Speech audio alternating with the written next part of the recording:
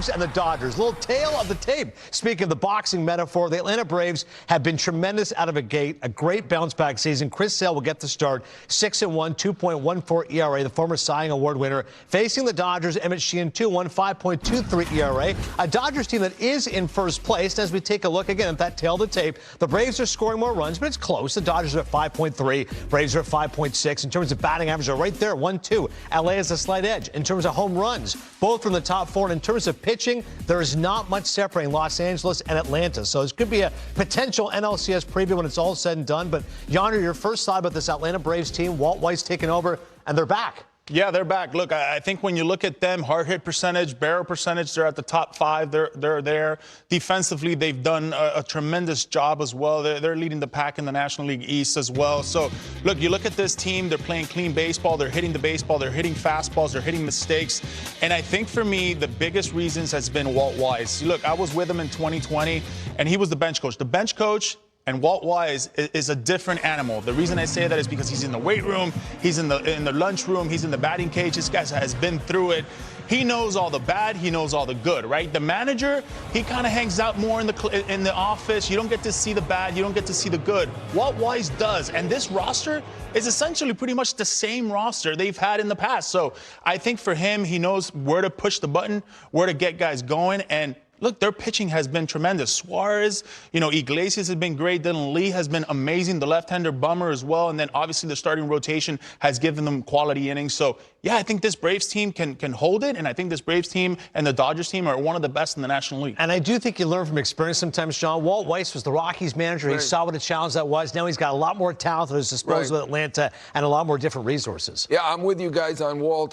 They got a great manager, maybe the best of whether 9 or 10 changes. They had a guy sitting there. That is such an advantage. I see teams making changes in the middle of the season. You better have somebody sitting there who can do it, and this is a great manager, I do believe. I'm glad he got that second chance. One thing about the Braves is these guys play every day, right? They have 4 guys in the starting lineup who've played all 38 games. The most shocking, though, is Drake Baldwin, who's the catcher. Yes. Now, he can DH sometimes, but to play every day when you're catching for the majority of the games, just incredible. I'm shocked by what they're doing because I saw what happened to them in spring. I saw what happened to them in the winter with all these injuries, Schwellenbach, Strider, several other pitchers going down. Obviously, the Profar situation. The rotation's a real surprise, good. Right? The rotation, Bryce Elder is back. I mean, previously he made an all-star team, then he kind of slumped a little bit. He's back. Martin Perez, the guy they DFA'd earlier, he's at 2.38. They're doing an incredible job. Jeremy Hefner, the ex-Mets pitching coach, sorry to mention that, doing a fantastic job there. And this is still without Spencer Strider really contributing. ERA north of 8 right now. He's yet to be a guy, so we shall see. All right, meantime, the Reds and the... Everything is fixed when you're getting great pitching, right? Like Imanaga yesterday, he was fantastic. A bunch of whiffs with that splitter. I think for me, offensively, they've done a great job. Suzuki, Happ, and Conforto, those guys have been tremendous as well for them. But one thing that we don't talk about is the way they run the bases and the way they defend. They are lights out when it comes to defense, especially with that starting rotation. They don't really have that much strikeout stuff. They're going to put the ball in play. This defense has done a fantastic job right now with them. And look, right now in the 9th inning or in the 8th inning, this is a dangerous team. They like to play close games, and they feel like they can top anybody they play in the 9th inning. This is going to be a fun 9 road trip team, right? They're going to face the Rangers, the Braves, and the White Sox. All 3 of those teams can sneak up on the Cubs. It'll be very interesting what happens these next 9 games. Infield defense is fun, but, John, that guy, Pete Crow Armstrong, is the best defender in the game. Yeah, I mean, they have 5 elite defenders. That is a major advantage. I think their defense and their chemistry are their 2 real calling cards. Certainly, Bregman, acquiring him, it was huge. It's not a coincidence that he's the only guy who's been in the playoffs the last 9 seasons. He really pulls the team together. It was a very young team. They're missing their ace, Cade Horton. Obviously, Boyd is now out again, yet they are all coming together. I know they didn't all have great spring trainings. Tyone didn't look great in spring training. He's been very good in this season. I mean, their pitching is solid, but that defense is huge, and I think their chemistry is fantastic right now, and obviously they have great management. They're hot. They're definitely hot. They really are. And I do think it's important in terms of that pitching. Justin Steele's coming back soon. Dan Plesac said to me, I think that could be the ace of that team. That's how important he should be the ace. Look, Edward Cabrera has been great for them, too. Right? Like, he's that guy that when he takes the mound, you feel like you're going to win. So with Imanaga, Steele, Edward Cabrera, they're pretty good. Yeah. And who would have thought, John, the NL Central, best division in baseball, virtually every team above 500. Absolutely. And I think I'm giving the Reds credit, even though they're in last place now, they're doing this without Lodolo and Hunter Green, several injuries. They obviously do have a great manager. That is the best division. There's no question. You go into Chicago, you're in first place. Yeah. And you look at those 4 games, they had a chance to win in every of those games except the last game. But you lose games in the last inning, you lose games in extras. I mean, that's a flip of a coin right there. Anything can happen. So I think this season is long from over when it comes to the Cincinnati Reds. And Lodolo's making his season debut tonight, so that's good news there for Terry Francona's team. All right, we love the baseball he plays. How about the unbaseball he plays today? Hey, you know what? Come see, come saw. I got to get the good news and the bad news. Check out what happened here in the 4th inning. So Hayes gets the force, then Stevenson doesn't tag the runner. And so the Cubs and the Reds are going, hang on a second here. Watch again. So Hayes again, he's no well for Stevens, throws it home, and the umpire waiting to make the call. Yeah. Well, he touches third base right there. You got to tag the runner.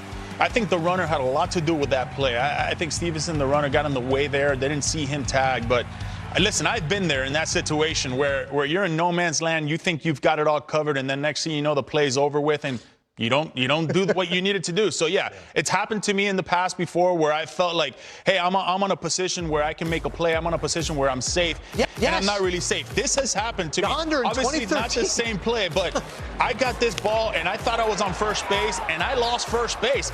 First base wasn't 90 feet. I thought it was 93 feet because I completely lost first base for a second there. It's the big white square thing there. I know. It's been around for a long time, and I lost it. So, yeah, I know that feeling. You feel like you're in no man's land, and you just want... we forget they're humans, right? You're a human. You're a very smart guy. You're a human. It happens. He's a human. He had a brain cramp. It happens to the best of us. I think he just forgot. I will say this. Forgot the rule. It happened to me once. It didn't happen to me the rest of my career. That's a good point. I would think for Stevenson, this will never happen again. He knows. He absolutely knows now. It's like in Little League. You're yelling, you got to tag him. You got to make it's not a force every time. You got to tag the guy. Come on. All right, next play up here. Excuse me. Actually, no, it's time for the Thinking Fan. Yonder, thank you, by the way, showed his self-deprecating side. We'll show some of the mistakes John and I have made over the years, but, we can clear it up with a typewriter, so it's okay. Just press delete. Time now for the Thinking Fan. Who is the best team in the National League? Hashtag Thinking Fan. Let us know right now on X. That's easy. Really? Okay. Well, Yonder's already got the answer. Braves, Cubs, Dodgers. You're not sure? I always love the choice of other. There's a team there that's playing spring training still. Who's playing the best and who is the best? By the way, slightly different. There we go. Cardinals in there in the mix. Okay, I'm just telling you, they could be an option. Other. Yeah, I like the popularity of other. Yeah, you got 12 other teams. 12 choices there. All right. Off and running here at MLB NOW. Fastballs last year, 289 average and 412 slug, and has been right around the same this year, 258 average and 409 slug. The big difference has been against non-fastballs. Last season, he slugged only 216 against those pitches. 5th worst among qualifiers. This year, he is leading all of baseball, slugging 830. This is a guy who chose as his walk-up music The One to Believe. Thanks to Mark Adelberg and our research staff and Jeremy Taché of the Marlins for the little inside nuggets there on Liam Hicks. He's been a lot of fun. Meantime, his teammate Robbie Snelling getting his debut. Honestly, looking forward to what Snelling can bring to the table here, John. A lot. I think he's really good. 1.86 ERA in Jacksonville. He's a very competitive guy. That's the number one thing. 80 on the scale for competitiveness. Was a football player. Drafted 39th overall by the Padres. Traded him in the Tanner Scott trade. He's got a great fastball, a great curveball. The only issue is fastball command sometimes, but it's a big time talent. This is why they were able to trade Edward Cabrera, able to trade they're one of the only teams able to trade starting pitchers ever. They've got him. They've also got Braxton Garrett, who's giving up 3 hits per 9 in the minor leagues. So both been fantastic for Jacksonville, but this is Robbie Snelling's time. Yeah, the Marlins just always have that rich talent when it comes to that. Meantime, Spencer Jones getting called up for the New York Yankees. Unfortunately, Jason Dominguez goes down the IL. Should be out for a few weeks. But Jones, welcome to the show. A 6'7" slugger who had a 960 OPS in the minors. We ever heard this before? Yonder, this should be exciting. Yeah, he's a lot of fun to watch. He's got power to all fields. This guy was leading all minor leagues in RBIs. So, look, I think this guy's going to hit. I think these lefties around this roster with the Yankees, they're going to help him out as well. But, look, watching him and watching him develop in the minor leagues, this is a guy that probably should have been in the big leagues a long time ago, right? It's like he's now in the big leagues, but watching him and the way he's developed with his leg kick, this was about a few years ago. He went into a leg kick kind of similar to Aaron Judge. Look, the power is real. Yeah, he might strike out a few, but when he barrels baseballs, this is usually what happens. Look at this leg kick right here. You see it nice and big, trying to stay on that back foot, and then he explodes off of it, which really reminds me of Aaron Judge. That's who he wanted to kind of reminisce when he was taking the plate from the left-handed side. It was kind of that Aaron Judge style. But what happens with this is the inconsistency was real. He struck out too much, a lot of soft contact, so he kind of went this year into more of a subtle, simple approach, get the foot down. And look, the power has still been there. He's still got the same mechanics. He's still got that powerful swing, which reminds me of when he puts that foot down, another stud and star in Shohei Ohtani. This is exactly who he reminds me of. Foot down, simplify everything, and go to work with your explosive swing that he has. I think and I'm not saying he's going to be Judge, and I'm not saying he's going to be Ohtani, but man, you want to simplify your approach and you go from Judge to Ohtani, that's not bad. He's 6'7", 6'8", 260. This guy's going to put the ball in play. How about these comparisons in the minor leagues? This was just like Aaron Judge. That's crazy. Look, I think he's going to be fine. I'm not sure if he's going to be Aaron Judge in the big leagues, but I think he's going to produce, and I think he's going to be a huge help for this Yankees team. Yeah, we're putting a lot of pressure on this guy. I mean, he's got the second most power in the Yankee organization to you-know-who, and as far as speed, he's number one. He's the fastest guy in the Yankee organization, so he's got huge tools. That was a very interesting comparison. He actually turns 25 next week. He's a very patient fellow. Whenever I ask him in spring training, and that's where we see him, is in spring training, what about the fact you're doing so great and you're still in the minor leagues? He says he wants to debut with the Yankees. He never said, "Look, get me out of here," anything close to that. Very polite guy, very powerful guy, tremendous speed, and I mean, the Yankees have so much going on right now, and they may get even better now with this kind of talent joining the team. And people talk about his strikeout rate. It is high. It's down to 32% from 36% previously, but let's not forget, Aaron Judge's first year in the major leagues had a 50% strikeout rate, 84 at-bats, 42 strikeouts. So there is some adjustment that needs to take place, and there's never any guarantee, but big-time talent and very exciting for the Yankee fans who are obviously struggling right now. It's a tough time. It's a tough time. By the way, George Lombard's coming at some point. He's supposed to be the second coming as well. Yeah. Right now he's playing third base, and terrific kid, another terrific kid, big-time talent, great defender, and he's looked good whenever. Bottom line, they're full of riches. Yeah. Right? Yeah. That's the bottom line. They've got pitching. They've got healthier pitching coming. Yeah. They've got athletes all over the yard. Yeah. This is going to be a lot of fun to watch, though, today. Snelling an 80 on the competitive scale. John Heyman broke the scale. He's so competitive. You can't even rank it. That's how tough he is. Still to come here in MLB Now. Scored just 7 runs overall in that series, beginning a 3-game set against the Angels at Rogers Center. Dylan Cease on the bump against Reed Detmers. Detmers once threw a no-hitter, and Cease right now has been as advertised when it comes to the swing and miss. He's 4th in Major League Baseball with 56 strikeouts. And don't forget, Trey Savage throws tomorrow. That'll be his 3rd start. He's thrown 9 1/3 so far. Has allowed just 1 earned run. I'm slightly biased in this regard, and with apologies to Jason Benetti, Boog Shambi, Adam Amin. No better play-by-play voice in baseball when it comes to my man, Dan Shulman, the voice of the Blue Jays, play-by-play on Sportsnet. Danny, after that trip to the World Series last year, the Jays have struggled out of the gate. You and I know this, 16-21, 4th in the AL East. There's been a lot of challenges, the injuries. But what I looked at today, and talking to our friends Ben Ennis, Brent Gunning on the Fan 590, the lack of slug in the lineup. Nobody's slugging above 500. 493 is the top right now in Okamoto. More on him in just a second. But what's the biggest reason for the drop-off with the slug?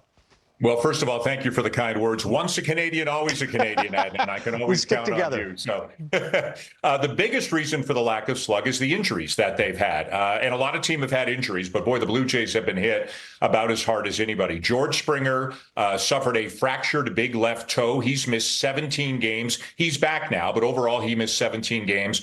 Addison Barger sprained both ankles on the same play, missed 28 games. It is expected that he will be activated and be in the lineup tonight. night. And Alejandro Kirk has missed 30 games. Again, they've only played 37. He's missed 30 games with a broken thumb. He's probably at least still 2 to 3 weeks away. You know, in their typical lineup, those guys are probably hitting 1, 4, and 5. So those are 3 really important guys. They're also been without Nathan Lucas, who's on the IL right now with a hamstring issue.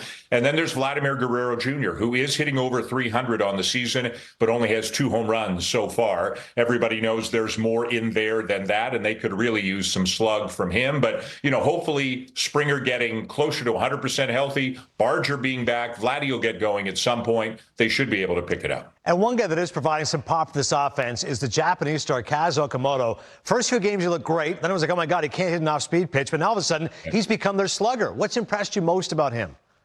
I think the way he kind of was so level, even during that 2-week slump or drought, whatever you want to call it. And you're right. Teams were, he was handling velocity okay, but teams were really getting to him with spin away. And the swings didn't look like his A swing. They didn't look intentful. It looked like he was thinking a lot in the box and maybe guessing wrong in the way that he was pitched. They made an adjustment in the batter's box. He moved 6 inches back. He's right at the back end of the box now and a little closer to the plate. And he hits the ball hard to all fields. He has 10 home runs, more than twice as many as anybody else on the team has. Plus, his defense has gotten better over the last couple of weeks as well. And I think it's totally normal for a guy coming over from Japan to have a bit of a settling in period before you see what kind of player he is. It sure looks like he's a terrific player. And again, because they are starving for power right now, they need everything that he can provide. Excellent news right now, certainly when it comes to Okamoto. Rotation's dealt with a bevy of injuries. I mentioned the fact Ceases is advertised, just Savage tomorrow.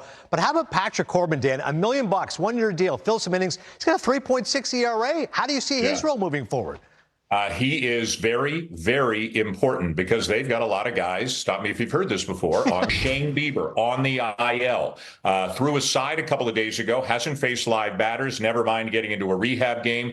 Weeks away, at least a month away, I would think. Max Scherzer on the IL with forearm inflammation. And Jose Barrios had a couple of rough rehab starts. He's got a stress fracture in his elbow that a few weeks ago we were told was asymptomatic, but his velocity really dipped in his last 2 rehab starts. And I believe on the off day yesterday, he went for an MRI, or they're going to confirm the results. We'll probably get more news from manager John Schneider today. But that's 4 big league quality starting pitchers on the IL. Corbin is very, very important for this Blue Jays team right now. And lastly, John Schneider has talked about Jeff Hoffman. No matter what you want to say about him, Dan, he's a guy who will take the ball and bounce back and has a short memory, which you need to have as a closer. Now, he struggled as a closer, been taken out of the role. How has he been dealing with the demotion? How is Louis Varland adjusting as the new closer?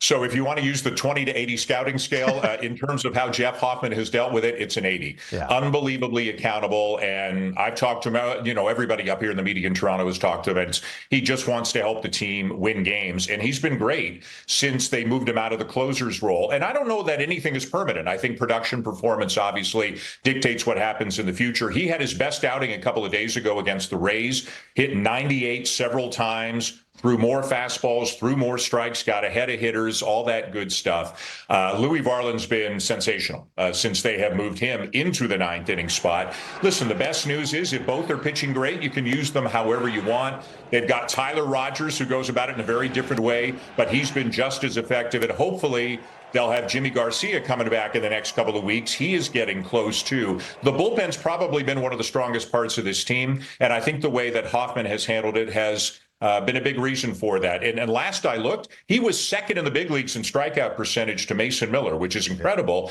It's just in some big moments, there has been some big damage. But you can see the stuff is still there, and the ability to be a top-flight reliever is still there. I like to brag with the commonalities we share. Both Canadian, both worked at ESPN. Of course, you're still there. Jay Billis doing a great job on college hoops. And both the proud fathers of 4 boys. I wish we had equal time for your 3 other boys, especially your littlest guy. But how cool is it when you think of Jack and Joe Buck, Noah and Ian Eagle, and there's Dan and Ben Shulman as the voices of the Blue Jays? It's really cool. I tried, as I've told you, I think I try to give them some space at the ballpark. Like, who wants their dad hanging around when you're talking to a player? So I give them space. You know, one of my favorite things is when I come back and watch Quick Pitch, or I watch it the next morning, and say there are 5 calls and they use like 3 of Ben's and 2 of mine. I love that. I might shoot him a text and say, "You got me again," or something like that. So it's really fun, and I'm proud of the work he's doing, proud of the young man that he is. Great stuff. The Canadian Baseball Hall of Famer Dan Shulman, one-day inducted in Cooperstown. Keep it up with the Blue Jays, Dan. Always appreciate you, man. Always great talking to you, Adnan. Thank you. All right, still to come here in NHL. If you responded here on X. When it comes down to the best team in the National League, how about the Braves right now? 36.5%. The Dodgers at 31. Cubs right now in third. Yonder, your reaction to that? A little surprised by that. Really? You thought it feels like the Dodgers are playing 5 months of spring training. That's what it feels like. They'll be ready in August, September. John, your reaction? The Braves have played the best, but yeah. I mean, ultimately, you got to think the Dodgers are the best team. Right, only 5% separate. How about other getting 12%? So, yeah, others Padres, good. Padres, yeah, Padres, Cardinals, exactly. It can be good.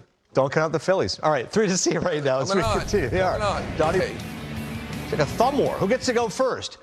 ABS challenge. It's interesting, John. It's so rare in life to find anything that people are unanimously behind. Everyone likes the ABS challenge. I don't know one person against it. I remember Aaron Boone wasn't that in favor, but now he seems to be sort of in favor. But everybody is in favor. Booney's come around. Even if the game's young, the fans are into it. Like they're looking around. There's a big cheer after. It's a roar of approval. You know what I have noticed is not too many challenges early on in the game.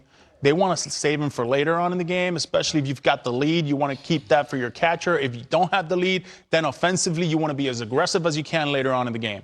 Maybe Booney just likes to be a showman. He likes to get ejected from the games. There's no more of that.